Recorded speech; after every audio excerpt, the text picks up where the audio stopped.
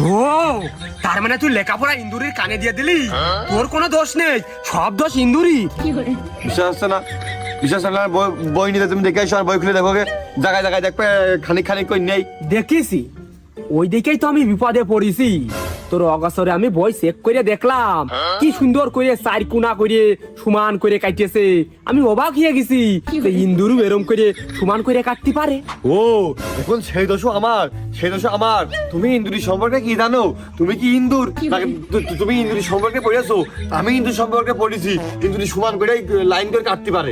হ্যাঁ সে কাটতে পারে আমি জানি, কিন্তু ইন্দুরি মাঝে সাঝে কাটে মানে বেলেট থুয়ে যায়। আমি ওই ভাইবে বেকুল হয়ে পড়ছি।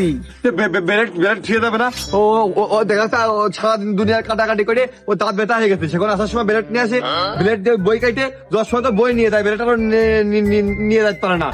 তুমি তুমি এখন কি বুঝতে চাচ্ছ? তুমি বুঝতে চাচ্ছ বই আমি নিজে এত করে কাটি? হ্যাঁ আমি নিজে এত করে কাটি ওই বই। না না না না আমি মানতে পারতিস না, ভুল ভুল। এ নকল তুই করবি কে? এ কাজ তুই করবি কে? এ তো করবে আকামো, তোর নকল করবে, বই কাটে নিয়ে যায় স্কুলে নিয়ে যাবে। তুই ফ্রেশ ছেলে, একেবারেই ফ্রেশ। হ্যাঁ এরা মানি লোকের মান দিবা, ভুলভাল মানসিকতা শুনে এসে আইলবিন্দি করবা না।